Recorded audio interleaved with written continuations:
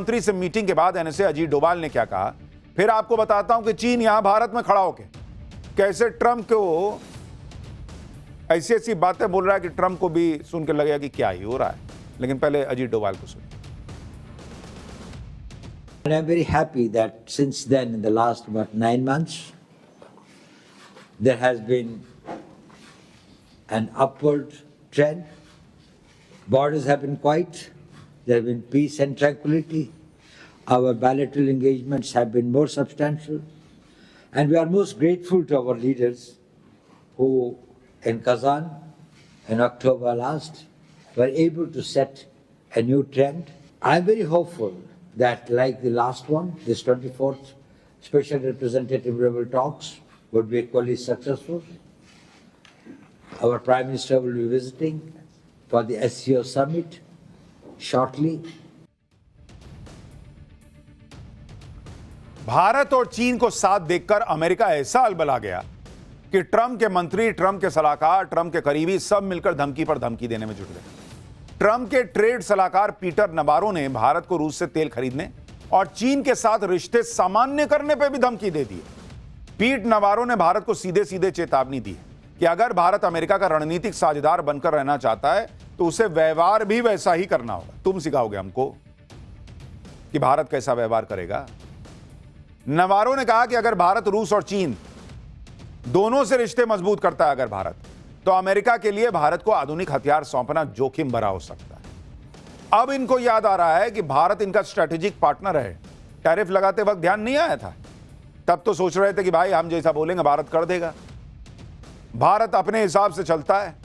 तो अब कह रहे हैं कि चीन से काहे दोस्ती कर रहे हो, पाकिस्तान से तुम दोस्ती कर रहे हो। हमने पूछा कि मुनीर को क्यों लंच करा रहे हो? इनको यह बात याद नहीं आई जब भारत पर टैरिफ लगा रहे थे। इनको तब यह बात याद नहीं आई जब मुनीर को ये लोग लंच करवा रहे थे। ट्रंप के लोग तो फ्रस्ट्रेशन में इसलिए धमकियां देने पर आ गए। लेकिन आप चीन को देखिए कि चीन के विदेश मंत्री ने भारत में खड़े होकर अमेरिका को कह दिया कि यह सब धौंस नहीं चलेगी। चीन के विदेश मंत्री वांग यी ने अमेरिका को सुना दिया कि दुनिया में एक तरफा दबाव और धौंस की प्रवृत्ति बढ़ रही है, लेकिन अब दुनिया बदल रही है और किसी एक तरफा फैसला नहीं चलेगा। वांग यी ने कहा कि यह जरूरी है कि भारत और चीन इस समय एक दूसरे को प्रतिद्वंदी या खतरा ना समझे। दो सबसे बड़े विकासशील देशों के रूप में चीन और भारत को वैश्विक जिम्मेदारी की भावना दिखानी चाहिए। यानी चीन अमेरिका को सुना रहा है कि धौंस ना दिखाओ हमको, और चीन तो ट्रंप को सुना ही रहा है। उधर अमेरिका के अंदर भी ट्रंप की भयंकर छीछा लेदर हो रही है, जिसके बारे में आगे बताऊं। पहले चीन के विदेश मंत्री को सुन लीजिए, जो कह रहे हैं कि जो बीत गया सो बीत गया। अब पीएम मोदी और शी जिनपिंग के नेतृत्व में दोनों देश के रिश्ते सुधर रहे हैं। The setbacks we experienced in the past few years were not in the interests of the people of our two countries. And then in October last year, President Xi Jinping and Prime Minister Modi had an important meeting in Kazan. That meeting pointed the direction for the development of our bilateral relations and provided impetus for the proper settlement of the boundary question. The Chinese side attaches great importance to the Prime Minister's visit to China to attend the SCO summit. History and reality proves once again that a healthy and stable China-India relationship serves the fundamental and long-term interests of both of our countries. आप सुन रहे हैं? चीन कह रहा है कि प्रधानमंत्री नरेंद्र मोदी की चीन यात्रा को हम बहुत अहमियत देते हैं और चीन और भारत की दोस्ती रहती है तो दोनों देशों के लिए अच्छा रहता है। आप यह भी देखिए कि चीन भारत से दोस्ती की सिर्फ कस्में ही नहीं खा रहा, बल्कि चीन भारत के लिए वो सब करने जा रहा है जो उसने अमेरिका के लिए भी नहीं किया था। जिस रेयर अर्थ के लिए अमेरिका चीन से गिड़गिड़ा रहा था, वो रेयर अर्थ चीन अब भारत को देने के लिए एक झटके में तैयार हो गया है। रेयर अर्थ हो या फिर फर्टिलाइजर हो या फिर हेवी मशीनरी हो, चीन ने साफ इशारा कर दिया है कि वो भारत से दोस्ती के लिए कुछ भी करने के लिए तैयार है। इसी साल अप्रैल में चीन ने रेयर अर्थ मैग्नेट्स के निर्यात को सीमित कर दिया था। भारत चीन से करीब 90% रेयर अर्थ एलिमेंट्स इंपोर्ट करता है। भारत का electric vehicle sector 90% rare earth elements का इंपोर्ट चीन से ही करता है। इसी तरह चीन ने 2023 में फर्टिलाइजर के निर्यात को बंद कर दिया था। भारत के कुल यूरिया इंपोर्ट की 26% सप्लाई चीन से होती है। चीन ने भारत को भेजे जाने वाली टनल बोरिंग मशीन्स के निर्यात पर भी रोक लगा दी थी। लेकिन अब चीन यह भरोसा दे रहा है कि भाई क्या बात कर रहे हो, तीनों चीजों की सप्लाई में कोई दिक्कत नहीं आने देंगे हम, ले जाओ। गजब ही हो रखा है भाई। जिस रेयर अर्थ मैग्नेट्स की हम बात कर रहे हैं, आप उसकी अहमियत समझिए कि चीन अगर भारत के लिए अपने रेयर अर्थ रिसोर्स से जुड़ी पाबंदियां हटाएगा तो यह कितनी बड़ी बात होगी। दरअसल चीन के पास दुनिया का सबसे बड़ा रेयर अर्थ भंडार है। चीन अभी फिलहाल 69% रेयर अर्थ मिनरल कंट्रोल करता है दुनिया का। चीन 70% रेयर अर्थ एलिमेंट्स का खनन और 90% एलिमेंट्स की रिफाइनिंग करता है। यानी रेयर अर्थ से जुड़े रिसोर्स पर चीन का दुनिया में वर्चस्व है। यह चीन की ताकत है। दुनिया में जो हाई एंड टेक्नोलॉजी प्रोडक्ट्स हैं, जैसे इलेक्ट्रिक व्हीकल हो गए, ड्रोन, बैटरी स्टोरेज, इन सब के लिए रेयर अर्थ रिसोर्स लगते हैं। इसलिए रेयर अर्थ रिसोर्स आज की तारीख में किसी सोने के भंडार से कम नहीं है और ये हर जगह मिलते नहीं, इसलिए उन्हें रेयर अर्थ कहा जाता है। तो भारत के लिए, ये भारत की ऑलरेडी रॉकेट बनी हुई इकोनॉमी के लिए एक और बड़ी महत्वपूर्ण खबर है कि चीन कह रहा है कि भाई हम तैयार हैं, ले जाओ हमारे यहां से रेयर अर्थ, ले जाओ हमारे यहां से तुम फर्टिलाइजर। अमेरिका जैसा ताकतवर देश भी रेयर अर्थ मटेरियल्स की अपनी जरूरतों के लिए चीन पर निर्भर रहता है। अगर चीन ने यह सप्लाई रोक दी तो अमेरिका के लिए भी दिक्कत आ सकती है। अप्रैल में जब चीन ने रेयर अर्थ रिसोर्सेज के निर्यात को सीमित किया था, चीन ने यह फैसला अमेरिका को टारगेट करने के लिए किया था। लेकिन इसकी चपेट में भारत और बाकी देश भी आ गए, क्योंकि अमेरिका ने चीन के प्रोडक्ट्स पर अतिरिक्त टैरिफ लगाया था। जवाब में चीन ने यह भी एक्शन लिया कि अमेरिका टेंशन में आ गया, क्योंकि ऐसा दावा है कि अमेरिका 70 से 80% रेयर अर्थ मटेरियल चीन से ही मंगवाता है। यहां तक कि अमेरिका में F-35 जैसे फाइटर जेट हो या घातक ड्रोन, सब में चीन के रेयर अर्थ मिनरल्स का इस्तेमाल होता है। इसलिए भी ट्रंप की हैसियत नहीं होती कि वो चीन पर कहे कि मैं तुम पे इतना एक्स्ट्रा टैरिफ लगा रहा हूं, वो लगा रहा हूं। बहुत सोच के बोलना पड़ता है, क्योंकि उनको पता है कि रेयर अर्थ मटेरियल नहीं मिलेगा तो अमेरिका में भी बवाल मच जाएगा। अमेरिका के लिए रेयर अर्थ रिसोर्स कितने अहम है, इसे आप इसी बात से समझ सकते हैं कि जून में जब डोनाल्ड ट्रंप ने यह दावा किया कि उन्होंने चीन से डील कर लिया, तब ट्रंप ने कहा था कि चीन अमेरिकी कंपनियों को रेयर अर्थ एलिमेंट देगा और बदले में अमेरिका चीन के छात्रों को अमेरिकी कॉलेज में पढ़ने की इजाजत देगा। लेकिन अब चीन बिना किसी शर्त के अपने रेयर अर्थ रिसोर्सेज के दरवाजे भारत के लिए खोलने को तैयार हो गया। जाहिर है चीन के इस ऐलान से ट्रंप को बहुत बड़ा झटका लगेगा, क्योंकि ट्रंप सोच रहे थे कि हम डेड इकोनॉमी बोल देंगे, टैरिफ लगा देंगे, भारत की इकोनॉमी गिर जाएगी। बड़ी बड़ी एजेंसियां कह रही हैं कि कोई फर्क नहीं पड़ रहा भारत को, और जो थोड़ा बहुत फर्क पड़ेगा, नरेंद्र मोदी ने जीएसटी में रिफॉर्म से ही उससे कहीं ज्यादा का मामला सेट कर दिया है।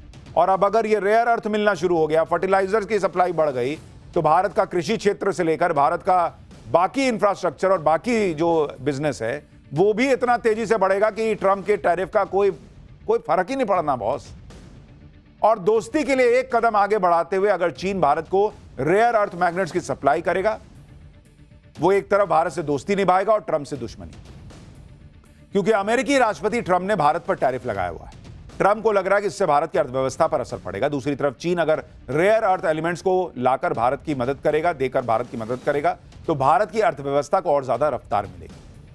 आज ही संसद में वाणिज्य और उद्योग राज्य मंत्री जितिन प्रसाद ने माना कि रेयर अर्थ मैग्नेट्स पर चीन की पाबंदियों की वजह से भारत को नुकसान हो रहा है। भारत की घरेलू इंडस्ट्री प्रभावित हो रही है, सप्लाई चेन रुकी हुई है, इलेक्ट्रिक व्हीकल मैन्युफैक्चरर्स को दिक्कतें आ रही हैं। मंत्री जितिन प्रसाद ने यह भी बताया कि रेयर अर्थ एलिमेंट्स की सप्लाई के लिए भारत दूसरे देशों से बात भी कर रहा है। Australia, Argentina, Zambia, Peru, Zimbabwe, Mozambique, Malvi जैसे देश के साथ द्विपक्षीय समझौते किए जा रहे हैं।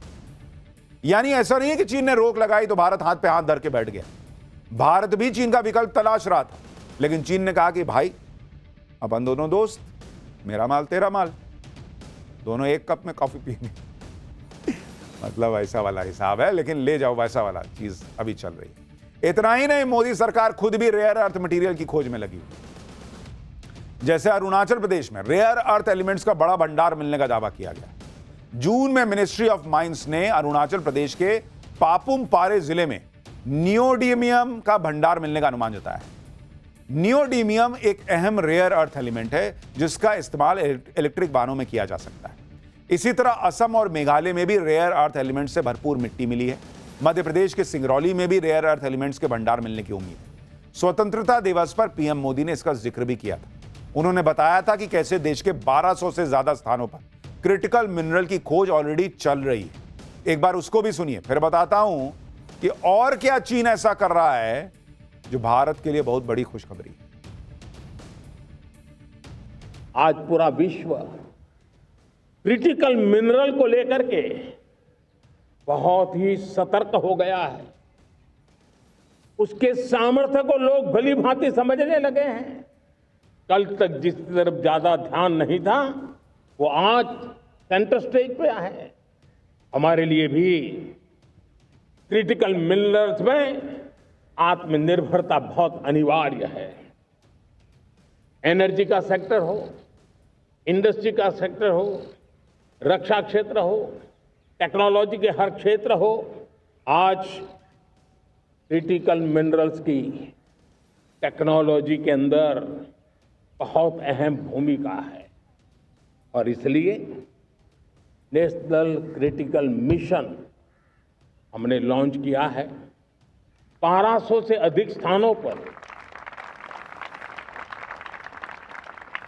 खोज का अभियान चल रहा है और हम क्रिटिकल मिनरल में भी आत्मनिर्भर बनने की दिशा में आगे बढ़ रहे हैं। रेयर अर्थ एलिमेंट्स के अलावा चीन ने फर्टिलाइजर की सप्लाई को लेकर भी भारत को भरोसा दिया है। भारत दुनिया में फर्टिलाइजर का सबसे बड़ा आयातक है, इंपोर्टर है। साल 2023 तक चीन बड़ी मात्रा में भारत को फर्टिलाइजर सप्लाई करता था, लेकिन फिर चीन ने भारत समेत कई देशों को फर्टिलाइजर देने पर रोक लगा दी। इसी साल जून में चीन ने यह रोक हटाई, लेकिन भारत पर यह फर्टिलाइजर यानी खाद देने पर रोक को जारी रखा। अब चीन भरोसा दे रहा है कि फर्टिलाइजर भी देंगे। भाई, चीन भरोसा तो दे रहा है, लेकिन पीएम मोदी ये बात जानते हैं कि चीन के भरोसे बैठा भी नहीं जा सकता। स्वतंत्रता दिवस पर पीएम मोदी ने इस बात पर भी जोर दिया था कि फर्टिलाइजर के मामले में भी भारत को आत्मनिर्भर बनना होगा।